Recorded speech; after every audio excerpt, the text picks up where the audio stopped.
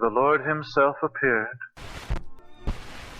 and gave the celestial law the keep sweet training. There are such details in this chapter, it requires of us to read it over and over again. May it be so simple this time that you will not miss it. And you will see, we have always been taught to keep sweet.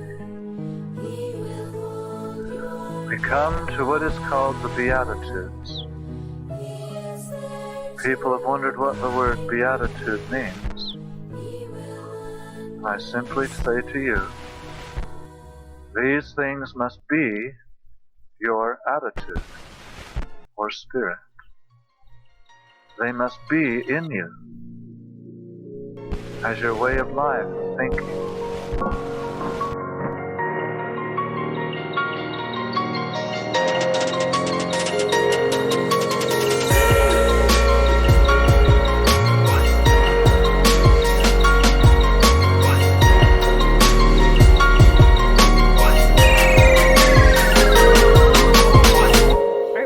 Mm-hmm. Hello, everyone. You're listening to Creep It Real. I'm Ashley. And I'm Bianca. Welcome to Creep It Real. We're here. It's December. It's almost over. It's December 27th today, actually. Yeah. Which means by the time that you're listening to this, it'll be December 28th. Which also means... I feel like something is happening here. That by the time that you're listening to it, it will be Ashley's birthday. That was a very valiant effort there. You know, I can't do the Blue's Clues like you can. I am going to be 36 years old at the time of this release. God, someone save me. Actually, it's not that I am so concerned about my age. I really am not. You know, I'm not like, oh my God, I'm getting so old or anything like that. But I do find it to be just so strange that I'm 36 years old. Like, I don't feel any different than I felt when I was 20 years old. You know, I really don't. And then we talked about this at work the other day, and they were like, Ambi said, this lady that works with us, that's an appraiser, she came in for a minute. She's like 2 years older than us. And she goes, I don't know why it is, but Ashley Tucci just seemed... I don't know if I should say her whole name. Ashley just seemed... Well, because it's confusing, because I'm Ashley. Sure. Ashley Tucci just seems so much more... mature than we do. And I was like, than we are. And I was like, you know, I think you're right, because I treat her whenever I talk to her, I treat her like she is like an authority figure or something. And sometimes I find myself doing that, and I'm like, what am I doing? We're the same age. But like, it's in my head. I just don't feel. And so we were like, is that because we don't have kids? Maybe is it because when people have kids, they start to become that more like mature seeming person because they have more responsibilities in life or something? I don't know what it is, but I'm like, listen. And then one of the girls goes, I mean, she just seems so put together. And I was like, okay, I know I'm not. I know my life is a fucking tumultuous, roller coaster ride of a life. But, you know, I don't know. I just, on my little pattern thing, it was like, you just don't have a conventional way of being. Yeah. That is not who you are supposed to be. And I was like, well, fuck. I always think that, but then I'm like, but I'm supposed to just be as everyone else is supposed to be, you know? But then I'm like, you know what? Maybe that's true. Maybe I just have an unconventional life. It's why I was like, you know, in 30 years, we're going to Golden Girls it up. You know? I mean, like, that sounds better to me. Like, just sounds better. So anyway, but yeah, thank you for the birthday shout out. You're welcome, my friend. Here on the show. You're welcome. If anyone feels compelled to send me gifts, we have a PO box, and don't feel embarrassed. I welcome any and all gifts, such as this Henry Cavill blanket that I was delivered this afternoon by my sister-in-law, Casey. So, hello, welcome back, everybody, and thank you guys so much for your response on our last episode, our Miss C. Beavers episode. We do love hearing all of your theories about what happened, whether the killer was a man or a woman, whether Missy was meeting someone at the church, and if it was her father-in-law, so on and so forth. Oh my gosh, there's so many things that happened with comments in that video and stuff that we posted where I was like, there's so many things I want to talk about here. Like, I still want to talk about. And then I started thinking, like, wait a second, what if this happened? And, like, it's never going to end. But you knew that was going to happen, too, while we were recording. Also, welcome to our family officially, Kimberly from Nebraska. Patrons, we also hope you liked our second Focus on the Family episode with our good friend Jordan. And just for clarification, that is our series talking to our lovely patrons and getting to know you guys. It's not like, the Focus on the Family situation, because I think there was some confusion on that. Well, it is a play on that situation. Yeah. It's just, maybe it's a little too highbrow for some of you. Shut up. You're ridiculous. I know. Of course, all support is greatly appreciated, and we did have another influx of reviews on iTunes, which we really, really, really appreciate. So head on over to iTunes and leave your girls a 5-star written review and something so we can see it. It doesn't have to be long at all, although we do read all of it and appreciate it. I mean, and sometimes y'all legit make me get a little teary-eyed. Ashley got teary-eyed over Cody's review a couple weeks ago. It's very sweet. Some of you are not iTunes users. I know our friend and our patron Joe isn't. So if you are like Joe and use Spotify, which I do too, just follow us there, and I'm pretty confident that that's just as good as an iTunes review. Except it doesn't warm the cockles of my heart. It warms mine, though. We've also uploaded our entire back catalog of episodes onto YouTube. So if you want to share us with your friends or family and they have neither iTunes nor Spotify, shoot them a link to YouTube and they can listen to us there. And that's it. We hope that they love the show just as much as you do. And with all of that out of the way, we wanted to cover a cult and a cult leader this week. And this one's a big one, which is why we took 2.5 weeks to do the research and record, and why this episode is going to be the longest episode in our catalog. It's the topic that got me into cults in the first place when I was 7 years old and saw a Dateline or 60 Minutes or something on this cult, and makes old Bill Gothard look like an absolute saint. We are covering Rulon Jeffs and the FLDS Church. Boo.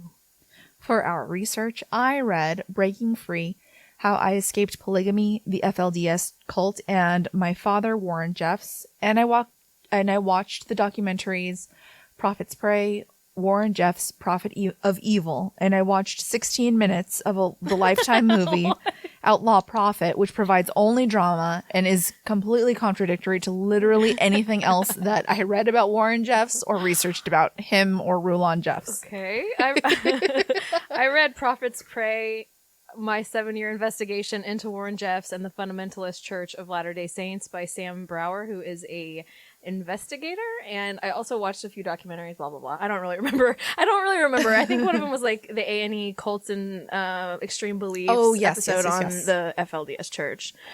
As is the case with all self-proclaimed prophets, Warren Steed is his middle name, everyone. Jeffs is psychotically self-confident. So confident, in fact, that he has quote-unquote taken well over 70 women and young girls as wives, we'll talk about those numbers later, and amassed a following of well over 10,000 followers with his Fundamentalist Church of Jesus Christ of Latter-day Saints, otherwise known as FLDS, because who in the fuck is going to say all of that? No. The FLDS is one of the largest fundamentalist Mormon denominations and the largest organization in the United States whose members practice polygamy.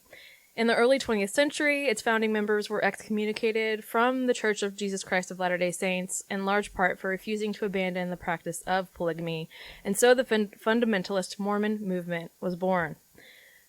Real quick. Yeah. Fundamentalist Mormon, that's something that the actual Mormon Church hates. Oh, yeah. They hate fundamentalist Mormon. Yeah. Well, you know, because they've trademarked the phrase Mormon or the word Mormon. Oh. And they're like, that is not of the Mormon culture. So we're going to get some backlash here. Oh, maybe. My uncle is actually Mormon in Texas. Wow. Interestingly enough. He's like a deacon at a Oh, Mormon wow. church. So, whatever.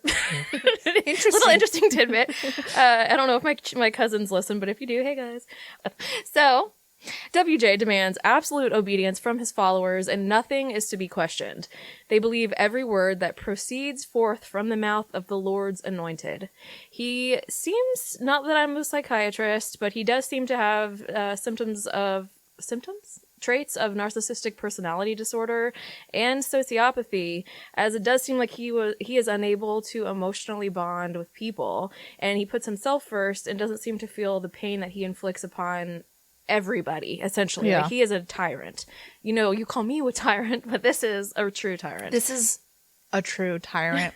I was going to say what you aspire to be like, but then I was like, no, that's an insult. That's the worst insult. He appears to use his quote-unquote love for God as a way to get people to trust him and allow him to manipulate and abuse them with abandon. He took immense pleasure in the pain of others, and especially in the power that he had over them. Additionally, it is well known within the FLDS community that members of the Steed family on his mother's side suffered from schizophrenia. It is even more well known that WJ regularly heard voices, which of course were attributed to heavenly beings. As he got older, it was thought he was either on the brink of genius or complete insanity. When he took over control of the cult, he became obviously increasingly paranoid and irrational. He began to call his bouts of hearing voices, quote-unquote, heavenly sessions, where he was speaking to God and his dead father, and he would collapse in a fit of mumbling, shaking fits.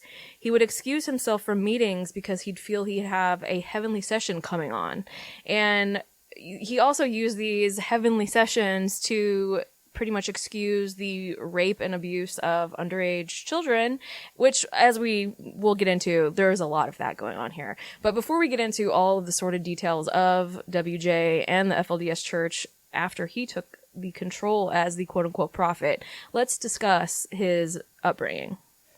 So I'm going to refer to him as Warren or Warren Jeffs. I don't know if that's okay. You can't say WJ. Should I not have said it? It's okay. It's fine. Warren Jeffs was born to Rulon Jeffs and Marilyn Steed on December 3rd of 1955 in Sacramento, California, and started a movement within the Fundamentalist Church of Jesus Christ of Latter-day Saints to turn the church from a system of community and helping one another to a system of pleasing the prophet, who was, spoiler alert, himself. But first, I want to go into the history of the FLDS a little and provide some background on just how Warren Jeffs came into power. And we're going to do that by going all the way back to the beginning for a very brief synopsis. In 1830, Joseph Smith founded the Church of Jesus Christ of Latter-day Saints, claiming that in his lifetime, God had spoken to him more than 100 times. Ooh, lucky duck, Joseph Smith. One of the revelations which he received was recorded by a scribe on July 12th of 1843 and almost destroyed the church in its beginning stages. He described plural marriage as the most holy and important doctrine revealed to any man on earth. Each Mormon male would need at least 3 wives to get into heaven, and Joseph Smith himself married 40. Of course, thousands of people believed in him and followed him on a forced migration, searching for the American Zion, eventually settling in an area of Hancock County that they ended up naming Nauvoo, Illinois. I'm sure Illinois holds Zion for all of us. Illinois. The area of Nauvoo was first called Kashkama, named in honor of the Native American chief who headed a Sauk and Fox settlement numbering nearly 500 lodges. By 1827, white settlers had built cabins in the area, and by 1829, this area of Hancock County had grown sufficiently so that a post office was needed, and in 1832, the town, now called Venus, was one of the contenders for the new county seat. However, the honor was awarded to a nearby city named Carthage. In 1834, the name Venus was changed to Commerce because the settlers felt the new name better suited their plans. Then, in 1839, the Mormons rolled into town, renaming it Nauvoo, which is the anglicized spelling for the Hebrew word for a beautiful place or beautiful city. In 1844, Joseph Smith was indicted and jailed for treason. The governor of Illinois guaranteed his safety, but a mob stormed the jailhouse. Somebody had actually given him a gun, Joseph Smith, for protection, and he shot into the crowd. Just like you should. Of course, I would. Mm-hmm. In retaliation, somebody shot him in the back, killing him. Brigham Young then took over the congregation and led the 15,000 people across the country to what was then Mexican wilderness, later to become Utah. Over the next 30 years, federal agents visited almost every town in Utah to arrest polygamists. In 1890, Mormons renounced polygamy due to the pressure from the government. However, not all Mormons were happy with this renunciation, and some splintered off from the church, creating the FLDS. It is very important to create a distinction between the regular Mormon church, or the Church of Jesus Christ of Latter-day Saints, versus the FLDS. For instance, the FLDS still believes in the concept of blood atonement, which is the archaic belief that one should shed their own blood in order to make up for their sins or transgressions. When the FLDS splintered off from the church, they also created a different hierarchy of male, of course, leaders in the church to serve as a priesthood council. The longest sitting member being this called the senior member, which kind of just sounds like, duh, of course it's called the senior member. Anyways, so the splinter group moved to the outskirts of Salt Lake City, of Hildale, Utah, and Colorado City, Arizona. These areas collectively are known as Short Creek, and they straddle the border there. And they call it the Crick. They do call it the Crick. Yeah. Anybody here, anybody in the Midwest calls a creek a crick too. Do they? Okay. Which is great. And every time I'm like, there's two E's. The residents of Short Creek were already very wary of outsiders and government influence, as the government was the reason that they had to splinter off in the first place, even digging a system of tunnels and bunkers into their surrounding mountainsides in the event of government raids. Well, they're crazy. So Short Creek was a secluded FLDS-based town, like you said, in an area along Utah and Arizona borders. It's like one of those little cities that straddles two towns in two different states. They operate in most ways as a single entity. Honestly, the town itself is pretty much like exists as a ghost to both states, as most residents in those states barely acknowledge its existence, and the fact that the FLDS cult is there in a large presence, pretty much controlling everything. Mm-hmm. The first marshal of Short Creek was named Sam Barlow, and he got decertified in the 90s for lying to Washington County sheriffs about a cache of over 180 semi-automatic rifles that he'd secreted away in a cave for the church, or cult as I will continue to call them. And that just goes to show you the whole town essentially is controlled by the FLDS. Mm-hmm. There's really not, like, there might be police, there might be a judge, there might be teachers, there might be whatever. They're all FLDS. Yeah, but they're all FLDS. And FLDS, as we'll talk about, they are under the control of the prophet 100%. Mm-hmm. The standard greeting committee for any outsiders coming into the town is a bunch of jacked up trucks with super dark tinted windows called plig rigs that will box you in on the road and attempt to intimidate you to run you out of town. In Short Creek, young girls are taken to the altar without any understanding of sex ed or marital relationships. Families are arbitrarily broken up, kicking the husbands and fathers out of town and assigning those children and wives to different men. Women are ordered then to take up the intimate relations with those men that they're assigned to, even though they've been married to this other person for however long that they've been married. It's absolutely no choice of theirs whatsoever. Yeah. And as we'll go into all of this a little bit more as we go along, but unwanted young boys are literally thrown away on the side of the highway to limit competition for young brides. And their quote unquote education in Short Creek is pretty solely used as a way to indoctrinate the kids with religious dogma.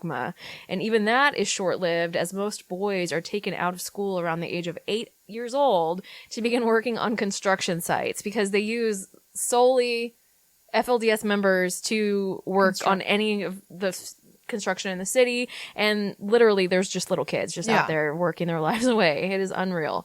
FLDS controlled all town services, including police, which completely ignore the laws of man if they conflict with what they believe to be the laws of God, or whatever nonsense that had been imposed by the prophet was told to them. The nearest legit police department is 5 hours away in Kingman, Arizona, which is really frightening to think about, especially if you're somebody going into Short Creek to possibly investigate the criminal activity that's going on. And as an extension of this, Rulon Jeffs, I guess, has his hand in all of it and is incredibly skilled at micromanaging every single aspect of the town. There's literally no secret from him in Short Creek. And obviously we're still talking about like the past of Short Creek, but this is current day, you know, and before he was there, it was whoever was the prophet before him doing the same thing. He just got a little bit more like maniacal with the whole thing. 100%. And it was due to a large part, his father. Right. Speaking of, Rulon Jeffs was his father, and in 1930, he was sent to work at a mission headquarters in London for 2 years, and when he came back to the state of Utah, he started a job at the State Tax Commission. A few years later, he married Grace Zola Brown, who was a daughter of an influential LDS apostle, Hugh B. Brown, and that gave him a direct link to leadership and influence inside of the church. The pair had 2 children. He would be introduced to Mormon fundamentalism in September of 1938 when he took his father, David Ward Jeffs, out for a birthday dinner. David had been a polygamist in hiding for a long, long time. Rulon had been secretly born to David's second wife in an underground pregnancy of sorts because he wasn't supposed to have her as a wife. So he was kind of like a secret child that ended up being his favorite. At that birthday dinner, David revealed the truth about his life and the secret polygamous society that was going on all around them that Rulon had no idea about. He took him to meet the leader of the underground fundamentalist movement, Uncle John Y. Barlow, who had been excommunicated by the LDS Church due to his fundamentalist, particularly polygamist philosophy. After those meetings, Rulon Jeffs was like, wait a second, I can treat humans as a commodity and folk and fuck multiple women, little girl at the same time by claiming to be a fundamentalist? Sign me up. And then he was a full-fledged member immediately. I mean, I guess, how can you not? As a man? I don't know. Yeah, how can you really blame his immediate, like, I can have multiple women at one time and it's condoned by God? Rulon and the rest of the fundies would hang out at cottage meetings around Salt Lake City where they would talk about the plural lifestyle and how to shape the idealistic priesthood order to oversee their breakaway faith that they were calling the work. Rulon told Zola in 1940 that he found a shop girl he wanted to marry as a second wife, and she was not thrilled by the idea. Why not? Polygamy was no longer part of the Mormon doctrine, and anyone who was found to be practicing would be excommunicated. Zola said multiple wives weren't part of their arrangement when they got married and told him to stop living in the past. Her father came over and issued Rulon an ultimatum. He had to give up his heretical ideas or risk getting kicked out of not only the LDS, but the entire Brown family. But Rulon had already married the shop girl, so he refused, and the threats were indeed carried out, and Zola took their sons and moved to California, while Rulon would go on to replace her with dozens of wives. She was not that special, I guess. In his eyes. He would go on to rapidly ascend the ranks of the new Fundy Church, eventually holding one of the second positions on the priesthood council, who shared power over the organization and everyone in it. In 1942, they created a scheme called the United Effort Plan Trust, or UEP, where they pooled their resources under the notion that they would all share the wealth equally amongst themselves. That sounds familiar. What do you mean? I just feels like, I don't know, that sounds like something that's going on in politics right now, but that's neither here nor there. Okay. The idealistic idea would later be abandoned for the good old system of tithing, but it didn't stop there. With the UEP, all real estate holdings and other assets would be filtered into it, and with the trustees deciding where and how to distribute the assets, along with distributing entitlements, and obviously that would mean that these few select men at the very head of the UEP were really doing whatever they wanted with all this money. Strange. That's so weird. That's a foreign concept to myself. We don't know anything about that. Rulon was appointed a trustee of the UEP, and the UEP would go on to become the financial arm of the church, which grew to be worth millions. The UEP had no bank account to prevent their financial records from coming under legal scrutiny, and it was controlled primarily through Rulon Jeffs Trust, which he had sole authority of. How does that even happen? Instead of the money going to help those in need, it became spoils for the corrupt loyalists to their false prophet. Oh, wow. I'm shocked about that too. Trickle down, you guys. It was while Rulon was living it up in SLC, Salt Lake City, that a colony of polygamists were settling in the isolated town of Short Creek. While the two separate settlements shared the same ideals, they were also vastly different entities, as they had no central leadership and were frequently challenging each other as being apostates, forcing the small losing factions to migrate and settle somewhere else, leading to little bubbles of polygamy all over the West. And also, this is gonna go on for forever until now. I mean, like forever. Like the infighting in the church because of the lack of like structure and how they take over after like someone dies, the prophet dies, or how, all of that. There's really no structure whatsoever. Right. So they're always just fighting constantly about who should be in charge, who's the prophet, who should be kicked out, yes, yada, yada, yada. The first leader of the FLDS was John Y. Barlow, who led the community of Short Creek until his death on December 29th of 1949. Oh, he died a day after my birthday. Oh, happy birthday. Sayonara, John. He was succeeded by Joseph White Musser, who was the church's leader during a government crackdown on polygamy known as the Short Creek Raid. It was to the FLDS confirmation that the outside world was dangerous. On July 26th of 1953, more than 50 law enforcement agents gathered around the original Short Creek compound in Colorado City to take the community by surprise and arrest them for polygamy. But the leaders of the FLDS were tipped off. As vehicles approached, 3 explosions off of the road signaled their arrival. Law enforcement found only women and children in the homes on the compound, and the men were all dressed in their Sunday best in front of the church, singing in counter-protest to law enforcement storming their compound. 122 men were served warrants that day, and women were sent to Phoenix, and the children were put in the foster care system. Rulon Jeffs was not a part of the raid, but it would be something that he would use as proof that the outside world was dangerous, thus making his congregation subject to an us versus them mentality. Musser led the community until a contentious appointment of Rulon Allred to a high position of authority in 1951 angered some members of the Short Creek community. Musser had appointed Allred to be his successor, but he was not accepted as his successor by the community, leading to another schism, with many followers breaking off and joining Allred. This offshoot became known as the Apostolic United Brethren. The core group in the Short Creek area instead followed Charles Zitting as its leader. Zitting died in 1954, and Leroy S. Johnson was chosen to lead the church in Short Creek.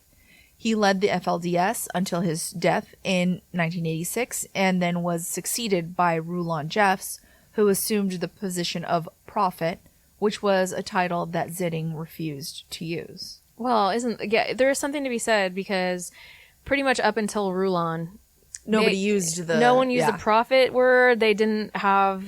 They weren't just like so utterly, I mean, they're fundamentalists, so of course they're going to be strict, but they weren't so absolutely like, you must listen to everything I say no matter what, or I'm going to kick you out and you will be abandoned forever by God and condemned to hell, which is essentially their mentality. Like I said, there was no actual procedure for this takeover. When Leroy Johnson, before Rulon took over, Leroy Johnson had him as pretty much his right-hand man, and the two men ruled the church under strict control, as they had both seen what would happen if too many people were able to interfere with the prophet's desires.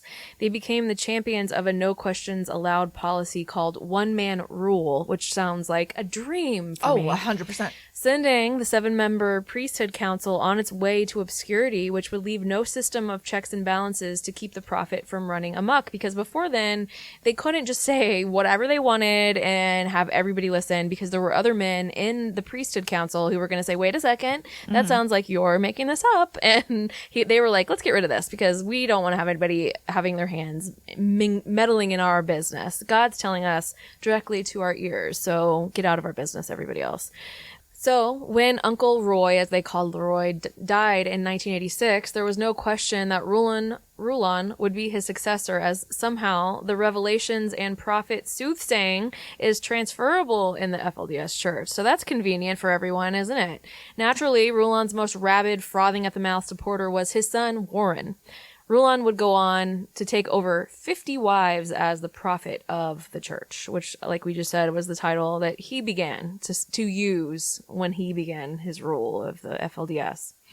Marilyn Steed was the sixth of these wives and Rulon's favorite. She came from a line of a very prominent FLDS family who believed that they were of a royal bloodline, and that through their bloodline, an individual would be brought forth that would become a great person and leader of the world. That's like every parent. Yeah, I think every parent believes that. She gave birth to 5 sons: Leroy, Warren, Lyle, Nephi, and Seth. Warren was born 2 years after the Short Creek raid and he was born in Sacramento, California. They were in California at Rulon's behest, who had told Marilyn to stay there while things blew over in Short Creek. Warren was born 2 years premature. He was born 2 months premature, and at the time, the survival rate of preemies was so low that because of his survival, both Rulon and Marilyn viewed him as the golden child, even though he was the 14th of Rulon's children. And a little uglykin. Uglykin.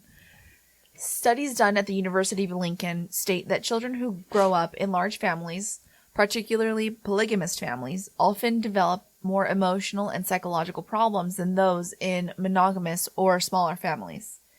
In polygamous families, hostility, paranoid ideation, externalizing problems, and acute defective disorders are not uncommon. It is also not uncommon for children to turn to manipulation to set themselves apart and to get some attention. Jeez. Well, because he was the golden child, he developed an inflated sense of self. You would never have guessed that. I know, so weird. Meaning that he felt he could do no wrong, and he expected everyone else to treat him the same way that his parents did. Warren, of course, loved being the favorite. He would lord over his siblings, and he would order them around as well. And when they would resist, he would tattle on him. Oh my God. What a little, of course, you can look at his face and just tell he's a snitch ass bitch. Snitch ass bitch. Amongst his 65 brothers and sisters, God. 7 were full-blood siblings, and he bonded most with his brothers. Because they got together to rape people. Yep. Leroy was quiet but big, so he proved to Warren to be good for protection. Nephi was his guidance and his advisor. Seth and Isaac were essentially his lackeys and did whatever he wanted, running errands and shit.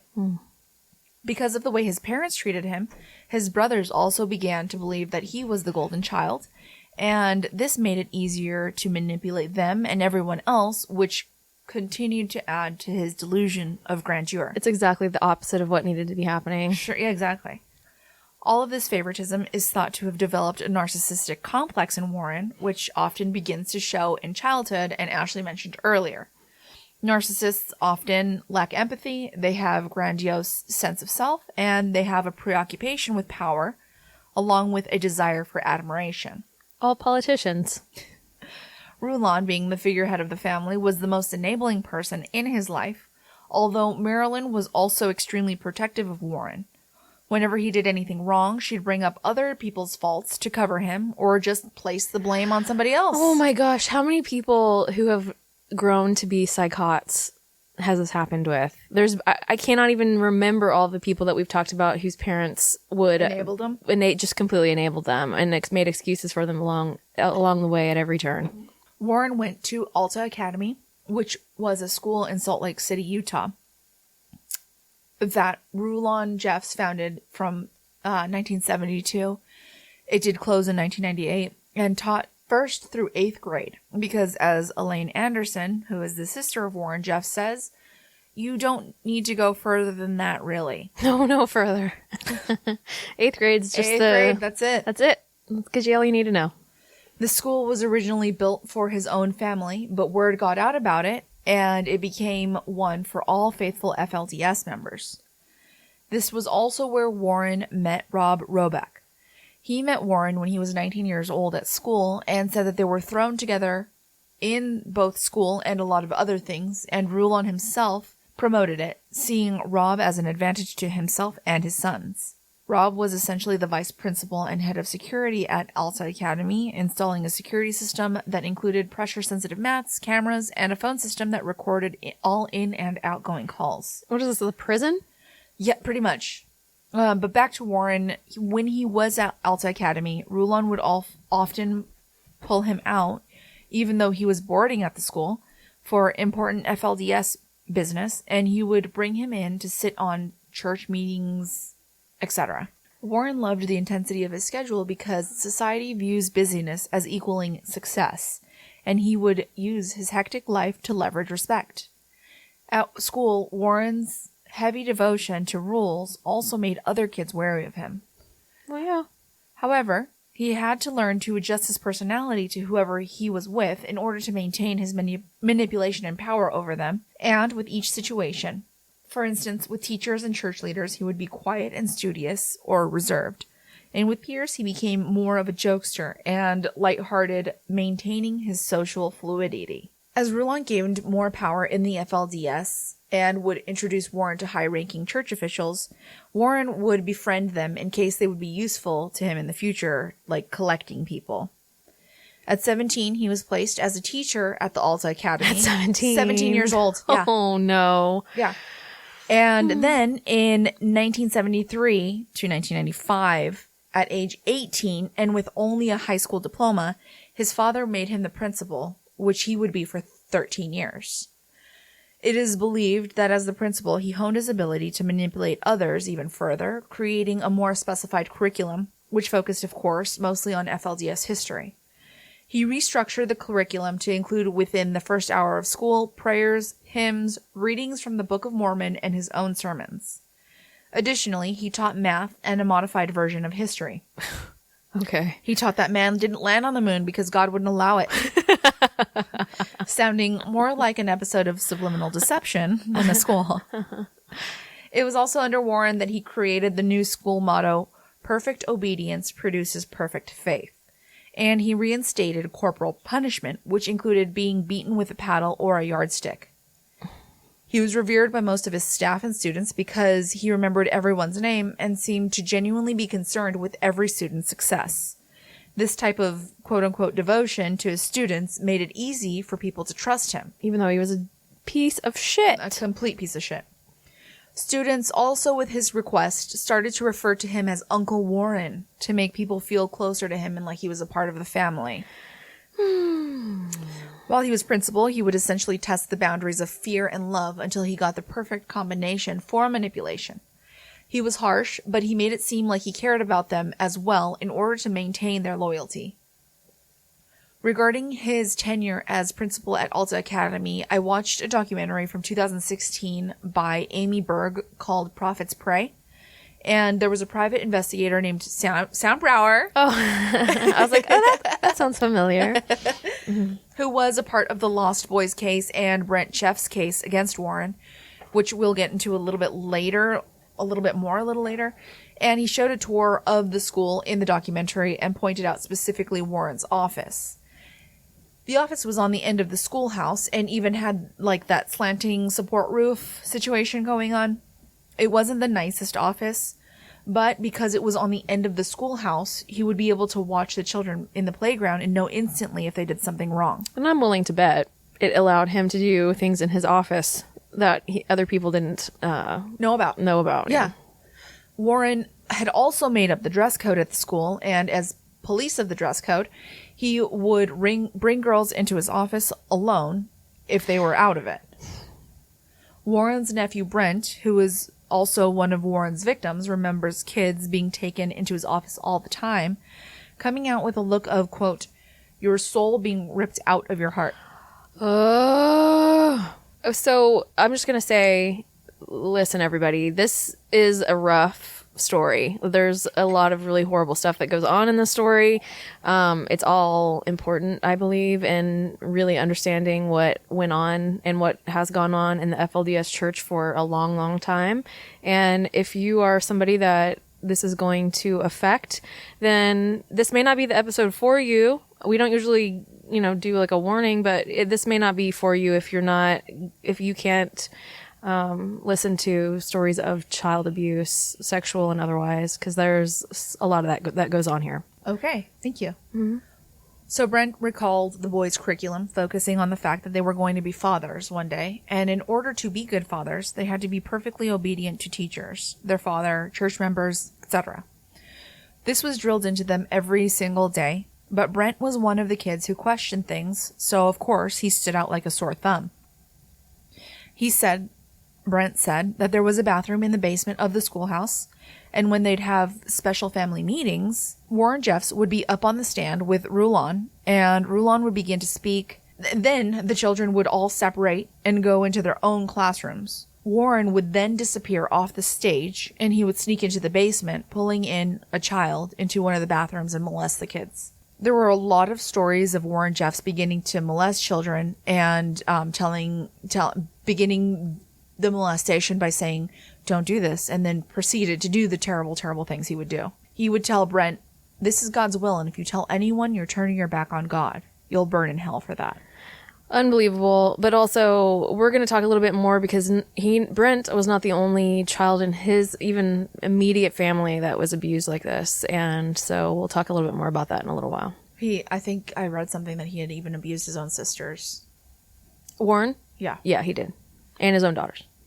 Definitely, which is the book that I read. Mm-hmm. Warren married his first wife, Annette Barlow, in 1979, and not long after, also married her sisters Barbara Ann and Gloria as his second and third wives. And each one of his wives, from his first to his last, who is Nancy Jones Steed, yes, a distant cousin of his, who was only 16, came from a powerful family within the FLDS. Because men took so many wives, marriage to cousins within the FLDS was not seen as uncommon, and neither are sisters marrying the same man. So that's awesome. Yeah. Fun times. In 1986, Rulon was selected as the new prophet, as we mentioned earlier, and Rulon's plans were designed to give his family more power and influence. It was at this time that Warren was 31. Which is exactly what you would hope a prophet would be. His intentions would be going into the situation. No, that's what I'm thinking. Yeah, let me get more power to my family and more influence. Right.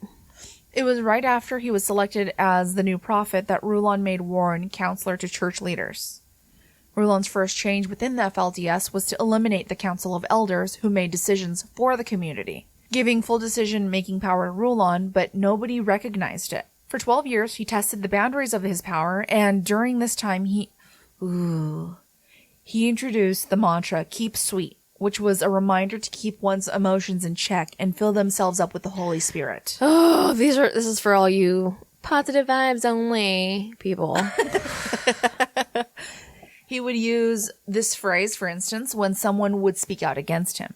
He would remind them to keep sweet, which actually turned out to be surprisingly effective. Super fucking effective. And in fact, am I going to start using this to all of my naysayers? Please don't. Keep sweet, please. Don't fight with me. You got to keep sweet. This keep sweet phrase is a type of emotional manipulation called a thought-terminating cliche. And it's actually a type of brainwashing technique. There are a few of these, such as, "It is what it is. That's just your opinion. And freedom isn't free." And its only function is to stop an argument from proceeding further, or in other words, end the debate with a cliche, not a point. Very true. I do find myself saying "it is what it is" sometimes. I say it all the time. I hate that. It's so sad. I say it all the time. Yeah, well, it is what it is. Okay, what else are you supposed to say when it's like, there's no hope in this situation? That. Okay. I'm going to start saying that. In 1991, Rulon completed his incorporation of the FLDS, which meant that now the church could own property and get loans, This also made them exempt from taxation. Okay, so I have legit thought about what if we really made a church? How can you really stop that? You know, like There's a lot of stuff that you have to go through in order to make it a church. I think Is there has there? to be like, yeah, Are you sure? yes, because I was like reading about it and like how the FLDS came to be. There has to be like a certain set of like, not indoctrination, but like philosophy. I and, can like, come up with a bunch of philosophy. There has to be like there's a lot that goes into making it a church. We'll see. Quote unquote. Okay. I don't know what to tell you other than yes, there is. We'll see. All right. But there is. So I just mentioned his nephew Brent, but I felt it was necessary to mention something else I had also read about in his daughter Rachel Jeffs' book, Breaking Free. After Rulon Jeffs had started singling her out, he's also started molesting her. And she goes into really graphic detail, which I don't think we need to go into. But there is one instance that I will specifically about him working at the school. She said that one day she was cleaning his office, and at his request, and he was sitting on his couch, then exposed himself to her. He then grabbed her arm and told her he wanted her to touch him. And when she wouldn't, he would tell her over and over to do so. So she finally did, realizing that he wasn't going to let her go unless she did. And, of course, this was her father, but this was also the prophet, after all. Mm-hmm. But the next day, he took her out shopping, and he told her she didn't pass his test. He told her, I told you to touch me to see if you wanted to, and you didn't. And that shows me you have immoral thoughts and desires. Whoa. Motherfucker. What a piece of shit. Motherfucker, dude. Okay, so another Rachel Jeffs, daughter of Rulon and sister of Warren, sought out professional therapy to help her work through the abuse and trauma that she suffered as a child and young adult, and would eventually overdose in a situation that many called a suicide. Following her death, Warren used it as a warning to his followers about what would happen to women who strayed from the faith. Is obviously, you don't listen to the men in your life, you're going to die. You're going to die of an overdose. Yeah. After being released from his patient confidentiality after her death, her therapist shared her story with ex-FLDS family members and friends outside of the cult. According to the therapist, the cause of her troubles was that she had been sexually molested as a child by her father Rulon and by her brother Warren. This was known by certain leaders in the cult, but they did nothing about it, as truly shocking as that is to all of us, I know. But Warren would later admit that he had inappropriate relations with a sister and a daughter when he was in prison. So it's pretty much, he pretty much confirmed that his sister Rachel was telling the truth. Warren in 1995 resigned as the principal of Alta Academy to tend to the church cult. By 1997, he had 6 wives, and it was around this time that he started to notice more and more how his daughters were maturing. He had been molesting at this time, at the very least, his daughter Rachel and his nephew Brent, and as Brent said himself, who knows how many other kids he'd molested. Definitely his Brent's brothers, which we'll talk about in a little while. And we know pretty certainly that he had molested even his own sister, although she didn't really truly come out and say it 100% to her husband. Yeah, it didn't come out until she died. Mm-hmm. After multiple minor strokes in 1997, Rulon had a massive one that incapacitated him the same year that the first counselor, Parley Harker, died. And Warren jumped right in to fill the leadership position, causing a bit of consternation from some of the members of the Crick, but no one did anything about it. What's new? They all just figured he would lay low for a few years, similar to his predecessor. After about 1 month, Warren was announcing his father essentially had the mental capacity of a child, and he would be standing in as his mouthpiece from there on out. And because everyone had been raised and trained to be subservient doormats, his plan to usurp the power was a complete and utter success. Naturally, if God had been speaking through Rulon, and Warren was now at his bedside acting as his mouthpiece, it was only natural that God would do a quick profit transfer, as you do, and now Warren was getting direct messages from God through his daddy. Although Rulon was confined to a bed and had difficulty articulating words, and then suffered from dementia due to the brain damage the strokes had caused, of course Warren, somehow, was able to understand everything he said. Warren would occasionally take him to church services to preside over a church service, and then at the end of his hour-long droning, he would kick it over to Rulon, who would then take a bit of time to be able to articulate just about anything, and it would inevitably be some warning about God's judgment and their sins being out of control, and asking them in an accusatory holler if they understood what this meant, which, of course, they didn't really understand because you could barely understand him, Right. but, it was just like, he wasn't saying a fucking thing, but the little few things he was saying, it was, you're going to hell if Of you don't course. hurry up and take accountability for your actions. Right. Gosh. You do a really great Rulon Jeffs impression. I know. I was in the running for the movie As Rulon as Jeffs. Rulon Jeffs. Wow. I have a striking resemblance to him. Yeah, you do. I know. Yeah. I was trying. Happy 36th birthday, me. So you're saying I look like Rulon Jeffs. Help. Warren had stated that he was Rulon's caregiver and that everything they did with Rulon, the wives, did with Rulon had to go through him. Oh. So he began taking over Rulon's appointments and began dictating who Rulon would and would not see. And this is like not in my notes here, and it's it's just a comment I'm thinking about. He got caught multiple times with his father's wives before his father was dead. I have something about that. Don't worry. Oh, do you? Yeah. Okay. I'm like, oh, this guy. Oh, he's such a sleaze. So some of the things that Warren enacted in the church, in the cult, let's say, in the cult as he took over power slowly but surely. It's something to be said. They're, like, they really didn't want new members. They didn't want to, like, under Warren, and that was a point of contention with some of the other FLDS leaders in different areas. He was like, no more converts, because we have as many people as we need. All the people that are trying to go to heaven, we've got them here already. And so anybody that was a convert that hadn't been actually born into the church, they were never really accepted as anything more than like second-class citizens in the cult. I keep saying church and cult, but it's a fucking cult.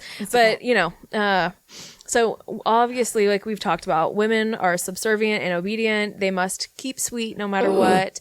They're not to be well educated, which obviously works against them. Clearly, they're doing that for a reason. Like Bianca mentioned, blood atonement is something in the FLDS church cult altogether, but Warren kind of used it to control the community. It was kind of like a threat that he was always there, like, watch out, because you might end up where you have to spill your own blood for atonement for your sins. And it really did keep a lot of people extremely fearful of what would happen if they went against Warren. And this is something he learned from his father, and like I said, they both used this archaic rite for extortion and to exact revenge against people that they thought weren't following their directions. It made it really difficult to disobey when your prophet can declare that the only way you could be forgiven was with your fucking life. So it's not at all, but Rulon and Warren both called it an act of love and duty to give your life over for, like wearing a pair of pants if you're a woman, stuff like that. Or a red dress. Yeah. Something. Because right. only Jesus Christ would would come down and ascend from the heavens in a red robe for some reason. It's an affront to Jesus to wear red. In fact, Guy Musser, who we talked about earlier, who was a former leader of the church, once said, "You brethren, you have got to learn to give strict obedience to every request made of you by this priesthood council. You have to prepare yourselves to the point where you will shed the blood of any of your brethren if we tell you to, for the sake of his salvation as atonement for his sins and to prove your faithfulness," which definitely sounds to me like you're saying, if we ask you to, you better kill this this guy. Yeah, Which 100%. I can't imagine in a society where they literally take every word as gospel. Mm-hmm. That is insane to me that this entire community was like, I'll kill anybody. I'll kill any one of you if I get asked to. Oh, it's terrible. So while Rulon lay incapacitated in his bed, the author of my book, investigator Sam Brower, said that he believed that Winston Blackmore, who was the leader of the FLDS church in British Columbia, intercepted what may have very well been a blood atonement for something so absurd, I believe you should have a difficult time understanding how that could even be the case. So Winston Blackmore, he was called Uncle Wink. He was the bishop of a 1,000-person FLDS enclave in Bountiful, British Columbia, just past the Canadian border, around 900 miles north of Short Creek. He had a rock star-like status in the cult, and he actually tried to live as an example of what he believed FLDS really was about, and did not live extravagantly, unlike the Jeffses. Is that how you say it? Is that how you say it? It sounds so strange, but I think that's how you say it. Probably. The Jeffses. He also did not believe or condone the practice of underage marriage later in life. He did initially, and then he claimed as he got older to begin to think it was wrong. So, In 2002, his reign as the right-hand man of the prophet in Canada came to an end when Rulon called him, barely able to form a sentence, but being coached by Warren clearly in the background. He was on speakerphone, and there were multiple people in the room that heard Warren pretty much just saying word for word what then Rulon attempted to repeat. Oh, okay. He was told to surrender his wives and was removed as a UEP trustee. He was also ordered to turn all of his business assets over to the UEP, or as we know, Warren is really the person. Yeah. This would be Warren's inevitable revenge against Blackmore for preventing the blood atonement of a girl, Vanessa Roback. So this is that little friend that we just talked about. His daughter, the Roback man that you had spoke about a minute ago. So this prevention of blood atonement of Vanessa Roback created a deep schism between the Canadian branch of FLDS, who were admittedly more relaxed in their beliefs, and they thought that the Americans were far too rigid, which it's like so unbelievable to me because I think about fundamentalists as being rigid as fuck regardless. Right. And to think that there were fundamentalists that thought this other branch of fundamentalism was too rigid. Obviously, I think you get the picture. They were crazy rigid with their, and it wasn't even really biblical law. What is biblical law anyway? But it wasn't even that. It was just Warren just being like, here's what I said. God told me. Well, the thing is, it is mentioned too that Warren Jeffs strayed further and further and further from Joseph Smith's teachings, but yeah, right. Like they were not great to begin with, but then you get this lunatic, and he was just going like a freewheeling nutcase. So Blackmore struggled tremendously with Warren's teachings that they were no longer supposed to attempt to save any more people or help anyone repent, like I was talking about. When Warren banished him, half of his followers continued to follow him, while the other half began under Warren's chosen leader in that area. It was this man named Alta. Blackmore's wives completely ignored the warning to leave him or be doomed to hell, which is what they said, and we'll talk about it in a little while, but I mean, it bears mentioning. If you're a woman in FLDS, your way to heaven or eternal salvation, the only way to avoid being doomed to hell is to be tied to a man who gets to heaven. That's the only way. Are you fucking kidding me? I will burn all of you alive. I cannot. I really truly, I was like reading all this, like going, I know there were some people in here that were like, fuck this when they were even young. Yeah. And I know, so it's like, I know you're brainwashed, but like, I feel like I probably would have killed everybody. Oh, I would have 100%. killed everybody. I would have burned the whole city down. And myself there too. I would have just burned it all. I can't imagine just being like, yes sir, whatever you say, father, uncle, whatever.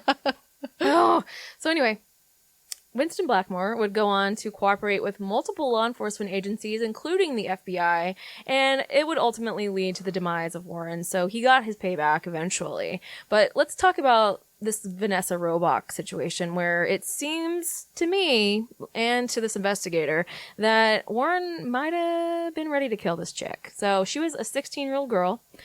She was the daughter of Rulon's old drinking buddy, Ron Roebuck, who you talked about earlier, who was pretty much an old pal of his, and his assistant principal at the school. She had been given, without her consent, of course, to be the third wife of an old man in Short Creek.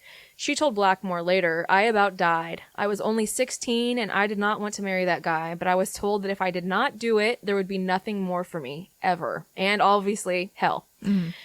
She ran away to her sisters, who had also been expelled from the FLDS church cult. But soon the doubts of Vanessa's doubts won over, which I can understand that too, because we haven't talked about our own religious upbringings, but I was very against them from a pretty early age. But even still, I would sometimes go, "Well, what if I'm wrong? And what if I turned against this and everything, and I'm condemned?" Yeah, I think the difference between you and I, though, is that I jumped into it feet first, and I was like, "Yes, this is great. I'm so glad that I'm gonna be forgiven for the things I've done." And you questioned it, and then it wasn't until the leaders in my church were terrible, awful human beings towards me for a mistake that I made as a 15-year-old girl that I started being like, wait. Yeah. No. Wait a fucking second here. What about unconditional love? No. What about forgiveness? No. Just but what I'm saying is that I think that's yours was you're forced upon you, and mine was I was like, yes, I'll take it. And then it was a harsh awakening. And then it was a harsh awakening for sure. Right. Anyway, sorry. No, it's fine.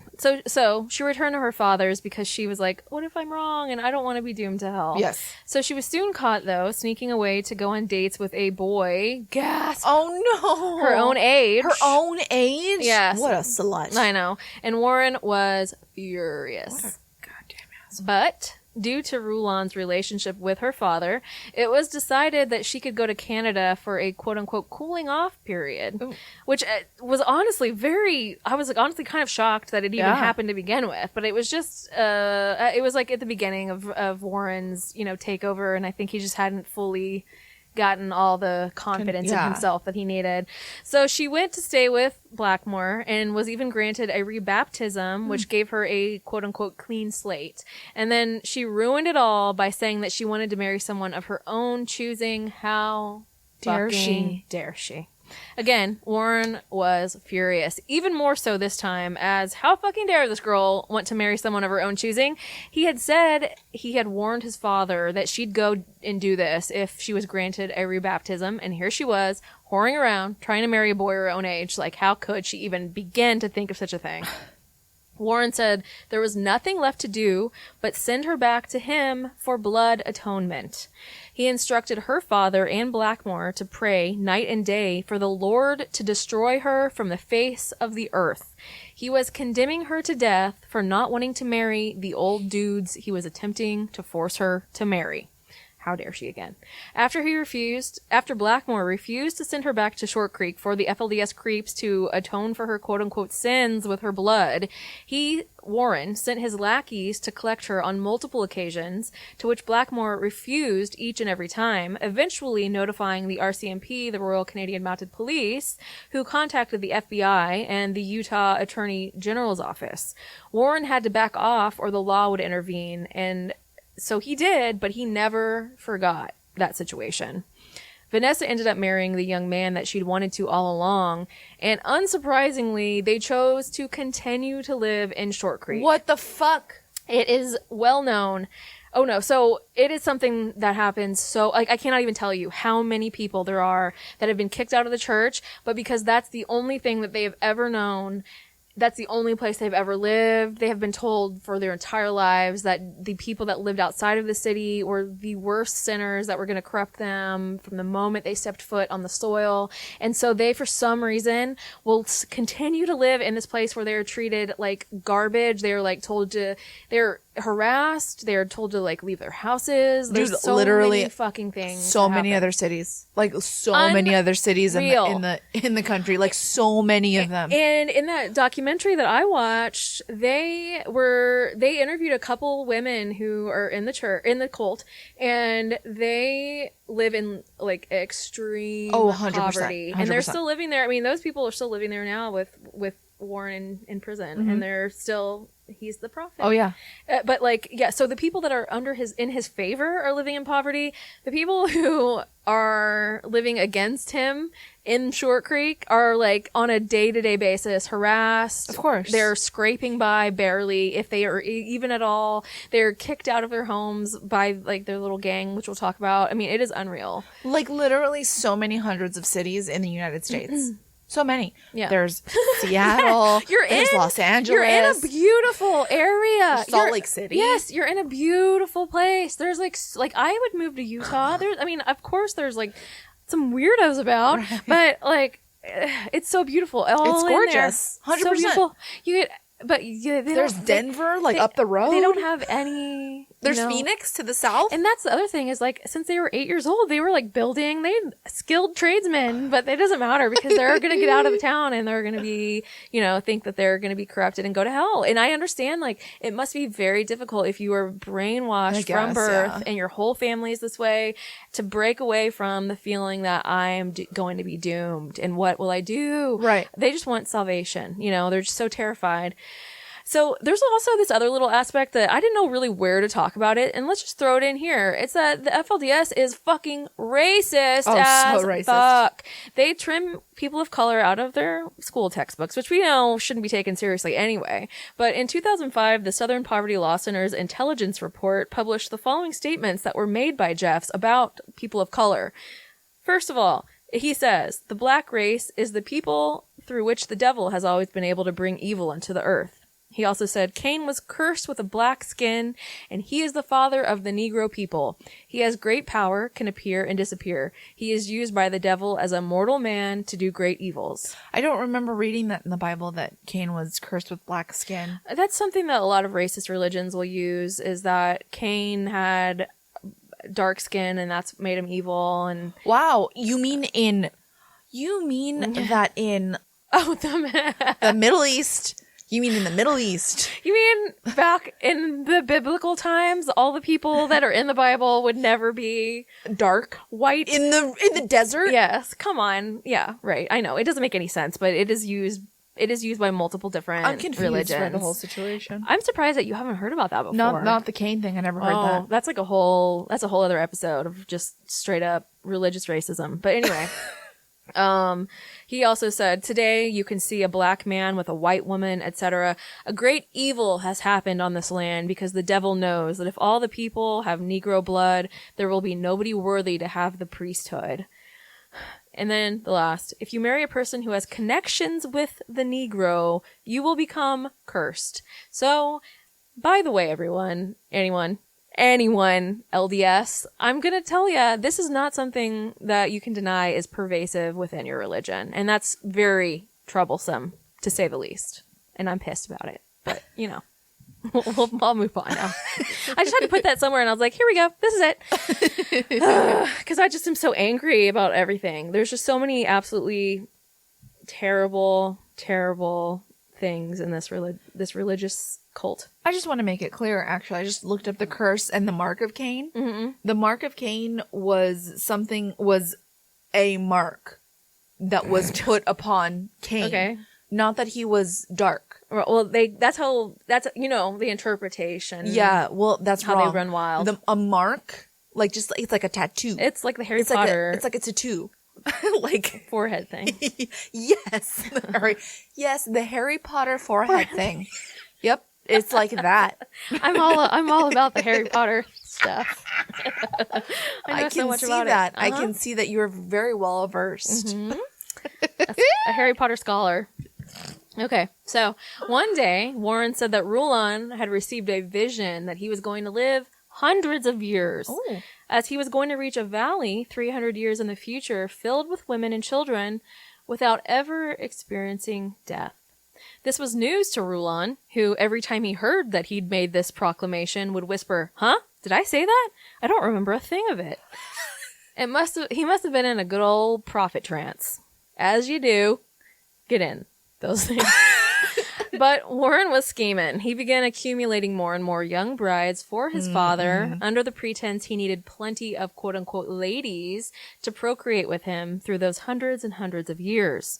But really what he was doing was just taking these girls off of the market for any other men. But what did that son of a bitch have planned? As we've mentioned, Rulon was pretty well bedridden, but he still believed he had some kind of sexual appetite somehow.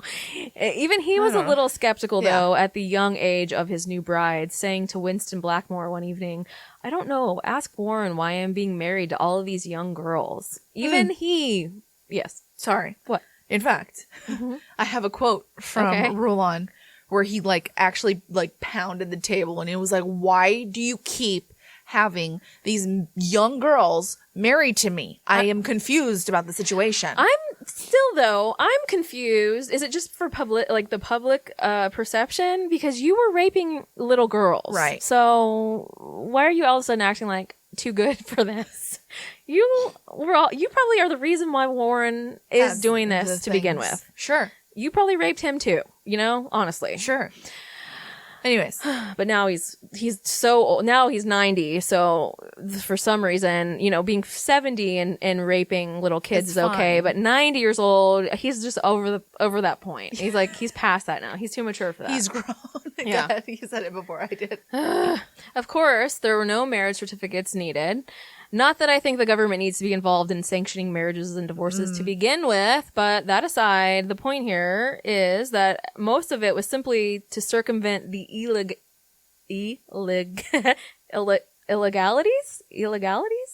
Gosh, wow, everyone, I can't crazy. say that word, of what was going on in these situations, like child abuse and polygamy. Oh, you don't say. Warren kept sending wives his father's way up until 6 months before his death, when Rulon himself had to demand no more wives to make him stop. I think it's pretty obvious that what Warren was doing here was saving these girls away to marry him once his father passed, and possibly even so that he could molest them before his father passed, because he was doing that. And if that weren't enough, in a shockingly short turn of time, he was pronouncing the end of the world, saying that God would lift up the faithful FLDS, destroy the earth with fire, and then carefully place the chosen few back down in the holy city of Zion. And it was going to happen September of 1998. When this obviously did not come to fruition, he pushed it back a month. But then take a guess about how that went. Well, I know that the world ended in 1999, so... We're just here in a well, we could be, but that's not the point. It wasn't because of this. Then he said in December it was going to happen, which obviously didn't work out for him again. But he needed to stoke the coals of doom, and he just continued to push the date out further and further. So embarrassing. Yeah, it's embarrassing. But it's not, because they are all like, "Oh, you were off." It's like Earth time versus heaven time, who knows? When Warren made a real big to-do about the date of June 12th, 1999, which would mark the 111th birthday of their late Uncle Leroy. Well, let me tell you something. What? 111 is a great number. It's a huge number in, like, numerology. Okay. But why are you? Let me tell you something. He might have been onto something here. No. No. It was a big day in Short Creek, and thousands gathered at dawn. You said what? Like I was really going to give you something like... I thought you were. Oh, God. Okay. It was this June 12th, 1999. It was a big day in Short Creek, and thousands gathered at dawn for a special service. This sounds like that episode of Parks and Rec. Followed by a trek to Cottonwood Park, where they waited all day long with the groceries that they brought to sustain them while they waited for the Lord to prepare Zion just for them. They brought, like, the club crackers with, like, some... They had all their, like, what is it called?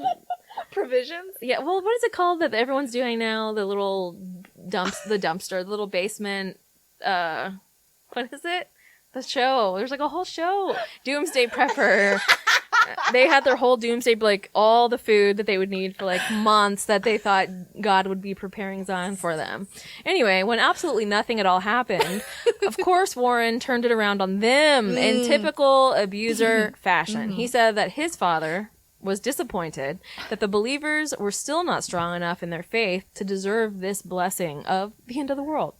But never fear, he told them. They had yet another chance to clean up their acts in the following 6 months where they could sort out their shit. They had to be on their tip-top behavior or else, but pay no attention to what I'm doing over here. Old Uncle Warren is just doing some stuff. We're just Don't worry about it. Don't worry about it, though. He took things further and further, and he isolated Short Creek even more than it already was. See, Warren had put into Rulon's head that the end of the world was coming for years, and Rulon believed him, thinking that Y2K was inevitable, Y2K. along with nuclear war. Oh, everyone, do you remember that? I was 8. Oh my gosh. I had my first makeout sesh on Y2K. No! Yeah. So he believed that by 2000, it was all going to be over. And of course, Warren was feeding him all of this. I'm wondering why you, who supposedly has your ear to God, are listening to your son. Right. Say this. I don't know. So, but spoiler alert, the year 2000 came and went 20 years ago. And Warren told everyone that the Lord had determined that they weren't good enough. So he was going to give them some time. More time to perfect themselves. I don't even honestly know the actual number of end of the world dates that he gave them and then told them, it's okay, actually, you suck. It's your fault this didn't happen. Yeah. It has nothing to do with me. No. I'm going to give you a few more months. God said, give him a few more months. Just give him a few more months every single time. As you may have been able to deduce, the apocalyptic days never arrived, and they continued to be told that they were too sinful, like I said. Okay. So then he set a new date, which was 2002, when the entire world would migrate to Salt Lake City for the Olympics. It was then that he decided to move to Short Creek, because he wasn't living there yet, knowing that thousands of members resided there, because he was living in Salt Lake City, and there was only a few hundred people in Salt Lake City, so he knew he had to move to Short Creek if he really wanted to get embroiled in everyone's lives and be able to have the kind of power in the FLDS that he really wanted. So in January and February of 2002, the FLDS was made aware of the Winter Olympics being held in Salt Lake City. And they viewed this invitation to their city as welcoming in evil sinners into their holy land, and that it would destroy their lives. The FLDS members who were still in the Salt Lake City area started a migration to the extremely isolated area of Short Creek, which is that Colorado City, Arizona, and Hildale, Utah area. These two cities are only separated between the Arizona and Utah bordered by the street called Uzona. If you look at it on Google Maps and go through the town, it's a ghost town, but you can actually also see what it looks like, and it just looks like a large city. It's just that they're called two different cities and they're in two different states. I had a really hard time connecting that they were actually one city that's just separated by a border. Yeah. But this was done with the intention that if something happened on one side of the border, they could just cross over and be in a totally different jurisdiction and not really have any consequences to serve. Yeah. The area is super isolated. One area is surrounded by Vermilion Cliffs, and the other side is surrounded by nothing but the desert, and essentially you go down far enough and it's the Grand Canyon. As well, shortly after Rulon's stroke, Warren began assigning wives, which was a task that only the prophet could take on. He also introduced the role of seed bearers to the community, making a proclamation that couples could no longer have intercourse unless given permission. Okay. All right. I'm just gonna continue to listen to this bullshit. Only men from elite families would be allowed to father children, and 15 of these elite men were chosen to be seed bearers. In this process, Warren would talk to the couple in the morning and tell them essentially that they could fuck. But in the evening, 3 seed bearers who were all wearing all black, to avoid identification would come to the couple's home. What? 2 men would take notes. What? What? And the 3rd man would fuck her, while the husband would hold her hand, a la Handmaid's Tale, but like reverse.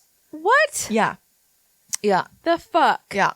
Any couple touching or having intercourse with their spouse would be excommunicated for adultery And this fear would ensure people obey. I cannot even believe the audacity here. Bear in mind, however, Rulon was still alive at this point. Which also kind of gave the members of the cult who were now having to listen to Warren this sense of, well, it's okay because his father is really there still. He's still the one running everything. Yeah. And really he wasn't, you know. No. Not that Rulon was any fucking better, really. You know, Rulon was a piece of trash. Yeah. So Rulon himself, prior to 2002, prior to all of that, Warren himself and the family moved to Short Creek in 1998. And then in 1999, he took 10 more wives in a year. Some of his wives being as young as 16 and the same age that his own daughter, Rachel Warren, was at the time. It was also that same year that he married Jennifer and Joanna Steed, who were 2 more sisters. Also, according to Rachel, Warren's attentions towards her, because of his new marriages, became less and less frequent, to the point where she had convinced herself that he'd given up. However, he unfortunately hadn't. One night, he took a few of the girls to St. George for dinner. Their car had bench seats, and he asked Rachel to sit next to him in front while he drove, and her sisters were in the back. It was dark on the way home, and he took her hand and placed it on his groin. She tried to pull away, but he wouldn't let go, and she was afraid that her sisters might see, so she didn't fight too hard for her hand. When she got home, she went straight to the bathroom and locked the door, and she decided to take a long shower so he wouldn't be able to get to her. After that, she went to her sister Becky and said, "Let's sleep in Mother Barbara's room tonight." They would often sleep on the floor or sofa in her room while they were growing up, but they walked to the room and opened the door only to see Warren and Barbara having sex. So they decided to sleep in their mother Annette's room instead. A few minutes later, Warren came to the bedroom and asked Rachel if she was okay and if she wanted to talk to him. She told him she was too tired, and as he walked away, he heard him say, "Lori, come talk to me." Lori was one of his younger wives. It was weeks later, and Warren announced to the family that both Barbara and Lori were pregnant and due on the same day. So Rachel often thought back about if that had been her. She felt like if she had gone with him that night, she could be having a baby too. Ugh. He then tried to molest her only one more time. It was one night in December of 1999 when he called Rachel on the house phone and said, "Rachel, come talk to me in my room." She, of course, had the same gut feeling, but it was late, and she said she was too tired to disobey him. So she went to his room and knocked. He opened up the door, motioned for her to step inside, and shut the door. The room was dark, and he took a seat on a sofa. He told her to come sit by her, so she did, and he took her hand and pressed it against him and put it on his quote-unquote boy. She got serious, and she said that she felt like she was done with him trying to hurt her, so she quickly took her hand back. She got up and she walked out of the room, shutting the door behind. When she got to her room, she picked up a notebook and searched for a pen. She sat down and wrote a letter to him and wrote, "I hate when you do those things to me." She slid it under his door that night, and the next morning she didn't go to the morning reading or prayer with her family. She later found out that he hadn't gone that morning either, which was a very rare event in their lives. Around 10 in the morning, one of the mothers, Millie, came to her. She told her that he wanted her in his office. This meant his office at Rulon's house, where he had conducted church business. The door to his office was open when she arrived, and he was sitting in his chair. She stepped in and closed the door behind her, taking a seat right across from him. He looked at her in silence, trying to convey expression of, like, being hurt. She said she was not going to offer comfort, if that was what his expectation was, and they stayed like that for several minutes. Okay. Just staring at him and him, like, being like, me. Finally, his expression collapsed into one of shame and defeat. He dropped his gaze to the floor and took a deep breath purposefully, causing a catch in his throat.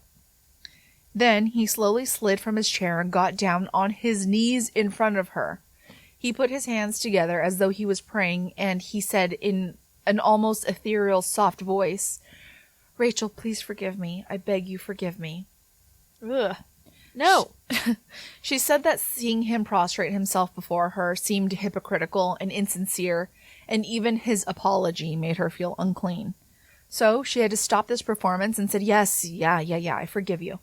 So he went back to his chair, and when he looked at her again, his face regained its composure, showing literally zero hint of shame at all anymore. Maybe he should have been an actor. You know what? Yeah. He told her, Rachel, you were a good and clean girl, and I want you to know that my father put me in the position of first counselor. We can keep this between me and you, okay? Yeah. Sure. That's why. That's the only reason he was like, me. Yeah. So also in 2001, Rulon, and I'm doing air quotes here because remember Rulon had a stroke and Warren was making all the rules now, arranged for Elisa Wall, who was at that time 14 years old, to marry her 19-year-old cousin, Alan Steed.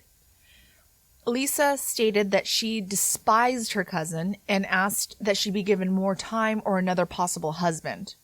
However, her stepfather and mother were supportive of the marriage and encouraged her to go through with it. Parents. Yeah. They sewed her wedding dress and organized her honeymoon. She and Alan Steed were married at the Hot Springs Motel in Caliente, Nevada, which had been purchased by the FLDS in 1997, and this was also where all ceremonies had been confirmed until 2004. Rulon Jeffs, who had of course insisted that the wedding move forward, performed the ceremony. Elisa describes the marriage as traumatic, with frequent rapes and miscarriages. She recounts that she did not receive any sex education while in school, and as a result was unable to understand her husband's advances. As her marriage with her cousin fell apart, she began to spend nights sleeping in her truck, and at that point met former FLDS member Lamont Barlow. Wall, who was then 17, began an affair with the man who was then 25. Which in a normal society would be statutory rape. 100%. In this society, it's like, thank God you're getting around with somebody you're similar to your own age. Yeah. And he encouraged her to leave the church with him. Their affair was eventually uncovered when she became pregnant by him, and Warren Jeffs had the marriage to Alan Steed annulled. Elisa left the FLDS and married Lamont, having 2 children with him. It was around this time that Warren also began establishing a we versus they mentality. I think that she also ends up later on being one of the key testimonies against him in court. So the Jeffs compound encompasses an entire city block, and $110 million in assets were given to the Jeffs family. This is all too similar to mega church leaders. Mm-hmm. Yes. Mm-hmm. As we mentioned previously as well, Warren began making a more dramatic shift from Joseph Smith's original teachings regarding maintaining a sense of community to one of pleasing the prophet. At this point, Warren knew that Rulon wasn't going to live for much longer, so he was kind of starting to set his own self up to be the king. Back to the fact that Warren kept marrying younger and younger girls to Rulon. The actuality of the situation was that Warren was doing this to set up a harem for himself after his death. One of Rulon's wives became pregnant before Rulon died with twins, and because Rulon could not have had children at that point, the children were definitely Warren's. So at this point, Rulon would kind of have to die. All they had to do really was feed him the wrong things, since he was pretty incapacitated, and that is what is believed that they did. On September 7th of 2002, Rulon Jeffs was admitted to the hospital with an intestinal blockage that required surgery. The surgeon came out and reported that Rulon was very weak after the surgery, and they weren't sure if he was going to pull through. Around noon the same day, the doctors reported that he was failing, and he passed on September 8th of 2002. At 92 or 93 years old, there are varying ages that I saw, so I don't know. Their records as far as everyone's everything, personal identification are pretty hairy. Immediately after Rulon's death, much like David Miscavige after L. Ron Hubbard's death, Warren announced that he had been chosen as the new prophet, because he is, of course, in communication with his father on the other side, and he closed Alta Academy. Some scholars say that that might have been a fuck you to the school, as he had seen the job as beneath him, being the narcissist that he was. He went a step further and called public school evil and closed all other schools and ordered his 10,000 followers to homeschool their children. Learning is evil because then you understand that what we're telling you is utter horseshit. Within a week of Rulon's death, he married all but 3 of his wives. All of Rulon's wives. One had fled the FLDS. One had refused to marry him, and her name was Rebecca Musser. And she was excommunicated, and one was his own mother, so he wasn't going to marry his own mother. Surprisingly. Warren claimed that Rulon was still guiding the people through him, although eventually he stopped saying that, instead saying, "This is what the Lord wants. This is what the Lord has revealed to me." In a lot of his sermons, he frequently mentions that he has had a revelation from God. Additionally, with his newfound power, he would be able to excommunicate anyone for any reason at any time. Warren's brother, Rulon Jeffs, said that he wanted to remove any man he thought would be a threat to his power or influence. So he called a meeting which was to be a Saturday work project. He then read a revelation that he'd had from God, saying that certain men were no longer worthy of priesthood or their families, and started casting out threats. Any man whose priesthood was revoked also had to revoke his wives, because only men with priesthood could have multiple wives. And there are reports of young men between the ages of 13 and 21 being pressured or excommunicated from the cult because birth rates of boys are more than girls within the FLDS, and women do not enter the community in large numbers. Therefore, the pool of available women is not sufficient for all men to have multiple wives. So, mentioning that, let's take a quick detour to discuss these lost boys, as they're called. These lost boys are former FLDS kids who were deemed to be inharmonious with how God wanted members to behave and are excommunicated and literally thrown out on the side of a highway.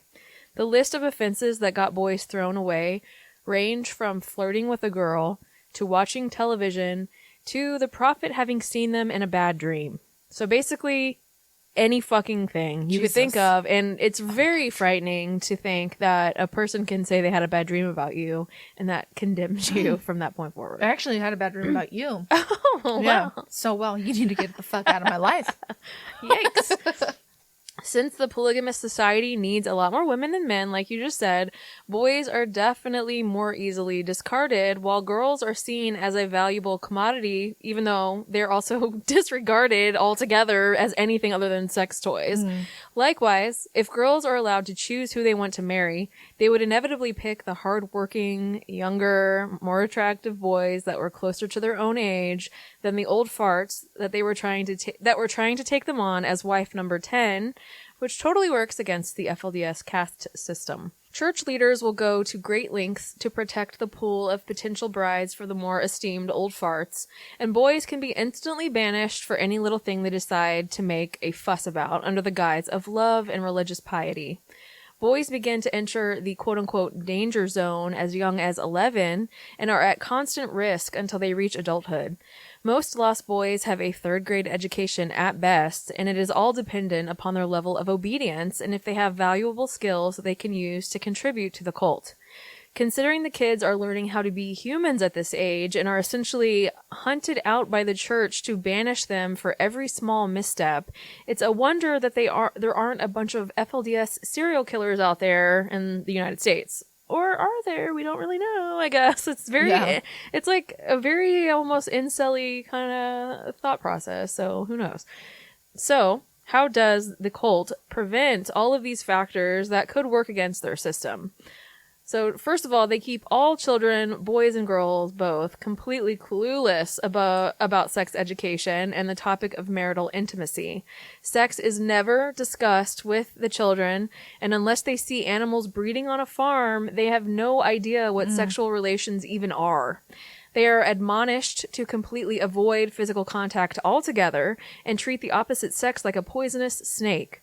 For most young brides, her first intimate encounter in life is in the abuse that is given to her or dealt against her by her newly assigned old fart of a husband. Which brings us to the second element at play here. Every FLDS girl's parents hope to place their little bride in a prominent church family, which in turn raises the status of little bride's father in the eyes of the other male church leaders, which in turn brings them more religious connections and more business and more money. Sons are given much less leeway, and if they're lucky and don't end up as lost boys, the prophet will be oh so kind as to assign them a wife of his choosing and a plot of UEP land that they can build a home on. That's in the very, very best of cases. That typically does not happen. The couple will, of course, be expected to have children, as the success of the cult relies on more little girls to marry off to the top old dudes of FLDS. Sorry about it to you boys, though. You shouldn't have been born at all. Why did you do that? If the young dude persists in being obedient and contributes enough to get the attention of the leadermen, it's possible that he may be blessed with a second wife, which means having more children, then being granted with the title of quote-unquote father. At this point, this fine, upstanding human trafficker is considered to be firmly on the path and could be assigned a third wife. This third wife in FLDS doctrine is the ticket to reaching the highest kingdom of heaven, plus it lets you have even more children to marry off to high-standing families and boys to use as workers, and the rest of you can just go out and get tossed along the highway. Yet still, he must remain obedient and on the good side of the prophet in order to truly secure that seat up in FLDS heaven. So even if you get to the point as a male in the church, because, I mean, obviously, these old dudes were young dudes at some point. But, so if you get to the point where you just ass kiss and ass kiss and ass kiss, and then you're even granted the ability to have 3 wives, any little thing you do could result in the prophet banishing you to hell and losing everything. All your wives, your whole family, your home, everything. Or worse, the outside world. Legitimately, everyone in FLDS believe that the only way a woman can reach heaven is with her husband or her priesthood head. If a woman's husband is looked on less than super duper favorably by the cult authorities, she is doomed to share his shitty fate for all eternity. I cannot even begin to tell you how badly this chaps my ass.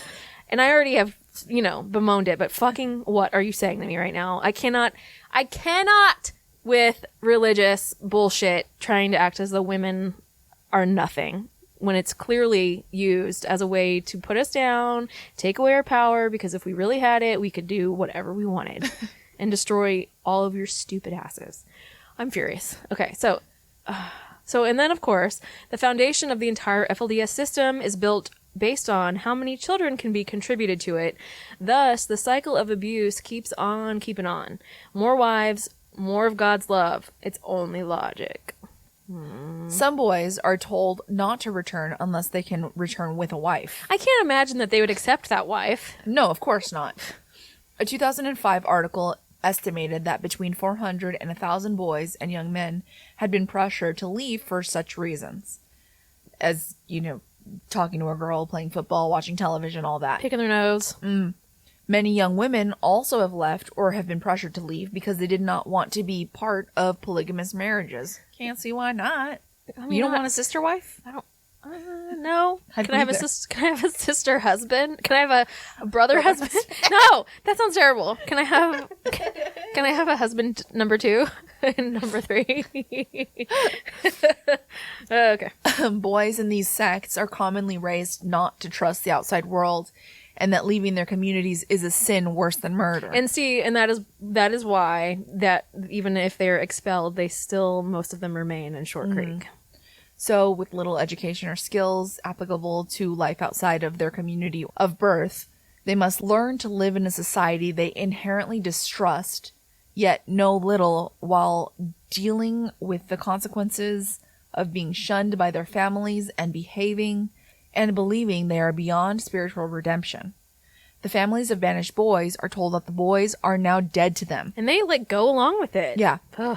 Some individuals, such as Dan Fisher, who is a dentist who left the FLDS cult, work to help young men who have left or have been ejected from polygamist organizations in cities like Hildale, Utah, or Colorado City, Arizona. So Dan Fisher was a former polygamist in the FLDS church, and he left in the 90s. He had become wealthy developing a teeth whitening system and started this nonprofit that you talked about, which he named Smiles for Diversity.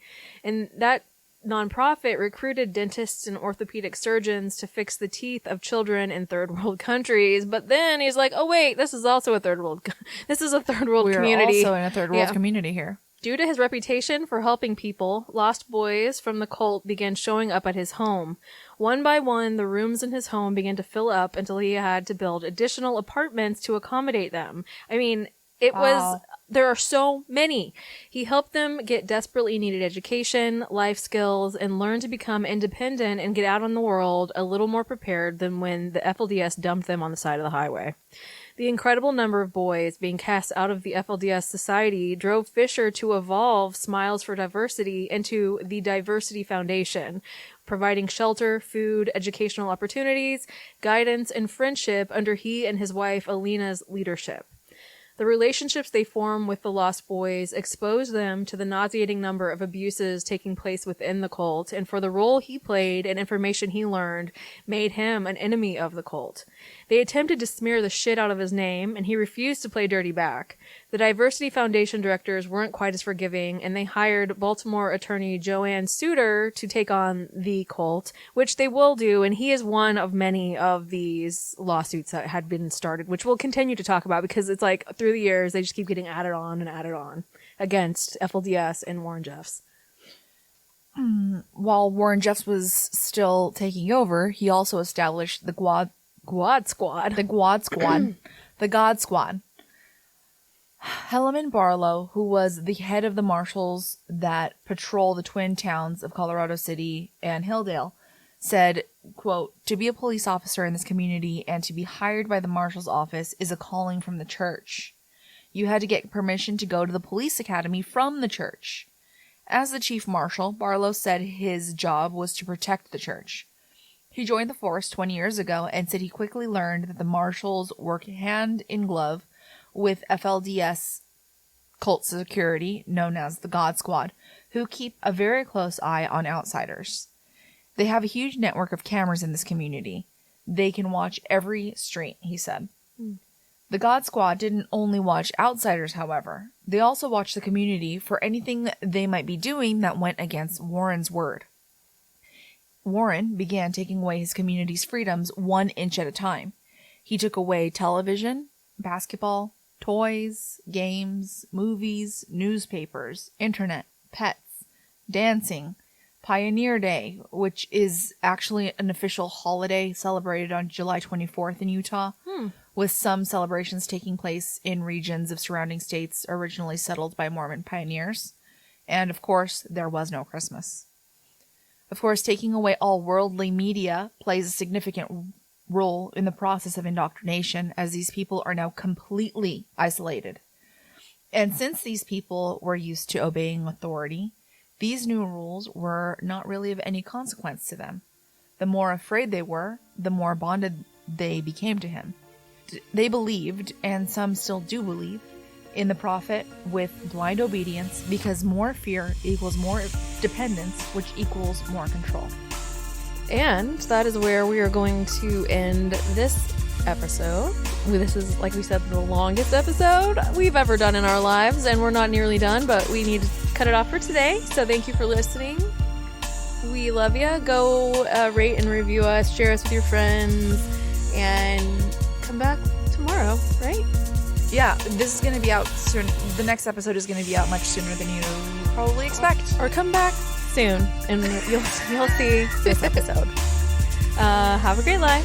Have a great everything. Creep it real.